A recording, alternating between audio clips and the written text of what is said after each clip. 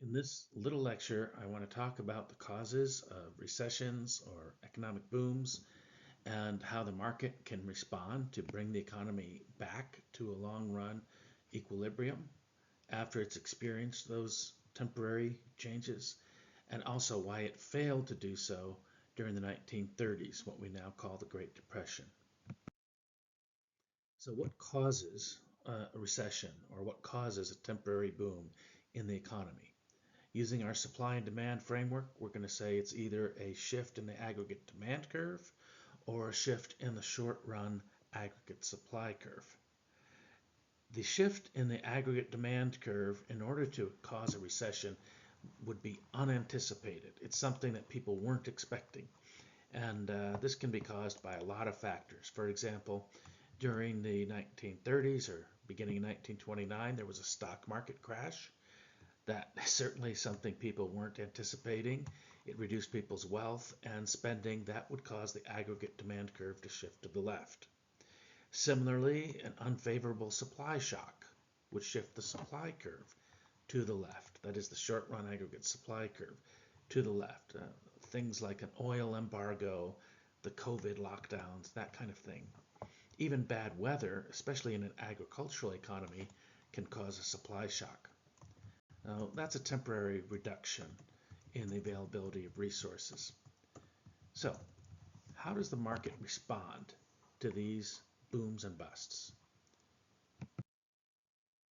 Well, we say that the market does have a kind of shock absorber for these shocks that it's built into the price system. So in particular, when it comes to the aggregate demand curve, movements in the interest rate can move the aggregate demand curve back in the other direction, cause it to rebound. Let's take, for example, the fall in aggregate demand caused by a stock market crash. Well, if there's a stock market crash and people are spending less, then that means businesses are going to be investing less in new plants and equipment. And as a result, the demand for loans in the loanable funds market is going to fall. With less demand for loans, interest rates in that market will start to fall as well. But those lower interest rates might convince businesses or even consumers to take advantage of that low interest rate to buy things that they otherwise wouldn't. For example, you might buy a car if interest rates are 1 or 2%, maybe not if they're 10%, right? So, similarly, if it's a temporary boom, then a lot of people are feeling confident. They're trying to spend more money. They would go to the banks. They're willing to borrow, and that's going to drive up the interest rate. But those higher interest rates, again, will discourage purchases and cause the aggregate demand curve to moderate. So movements in the interest rate will counteract the initial shock to aggregate demand, at least to some extent. Now, what about aggregate supply? In this case, we want to focus on changes in the wage rate or the price of other resources. Certainly, labor is the most important resource in the economy, so we tend to focus on changes in the wage rate. Obviously, if the supply curve has shifted to the left, there's less employment, people are worried about losing their jobs, they're going to moderate their wage demands. They'll accept lower paying jobs when they're available. Frankly, that's a market that favors the employer, and the employee will often accept whatever they can get. That's going to cause the aggregate supply curve to shift back the other way because those low wages make production more profitable for the business and they're more willing to hire additional workers. On the other hand, if it's a temporary supply shock that's positive, there's a temporary boom, then the opposite is true. Workers are actually uh, looking to get a raise. They're confident that they can find other jobs. All the businesses are trying to hire, take advantage of the opportunities afforded by that economic boom, right? So that's going to drive wages up, and that will tend to moderate that positive supply shock. That'll move the supply curve back to the left. So here's the way it's supposed to work. If there's a recession, let's say stock market crash, aggregate demand shifts to the left.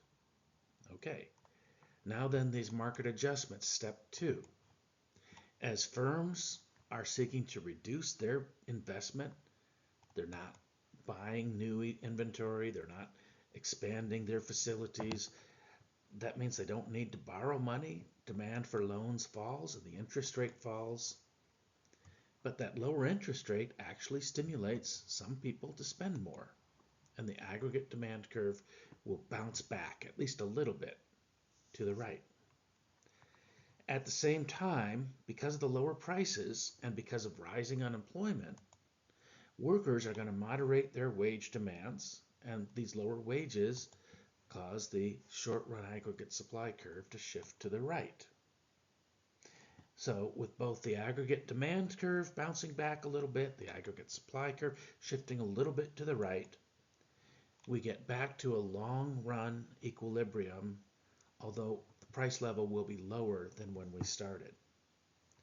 Now this is a process that was well on the way after 1929, and it maybe should have resulted in a relatively deep but short recession, but it didn't. The recession lasted for years.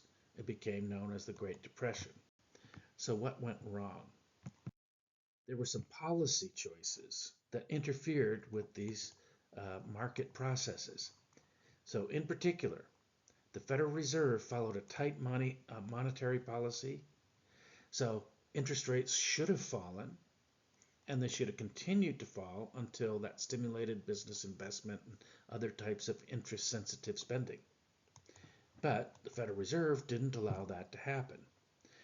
The Federal Reserve at the time was relatively new.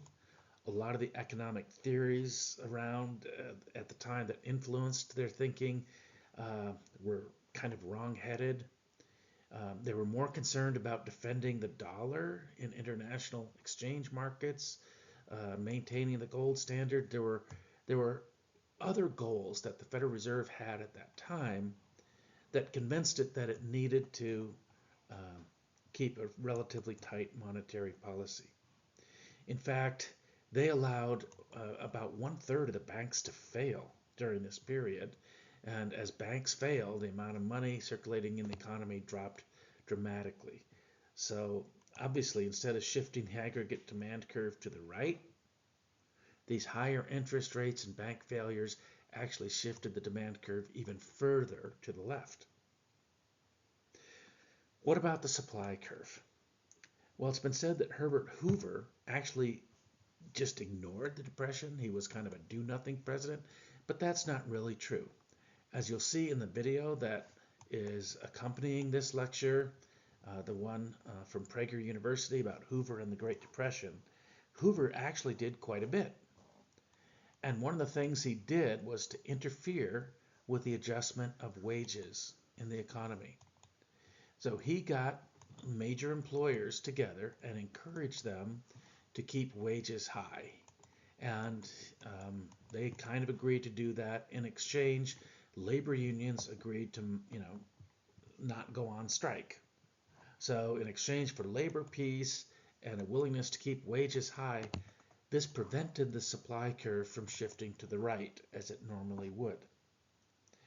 Now, all that happened was basically instead of reducing wages, as would ordinarily have happened, firms responded by laying off workers, and unemployment rose to 25% in the economy. Now, in addition, Congress passed some tariffs at this time, and this actually had two negative effects. First of all, whenever you pass tariffs, you're actually discouraging exports. It's kind of complicated, but basically it reduces trade in general. And it certainly reduced trade during the Great Depression because a lot of our trading partners retaliated with tariffs of their own. So those tariffs actually reduced aggregate demand because they reduced our exports.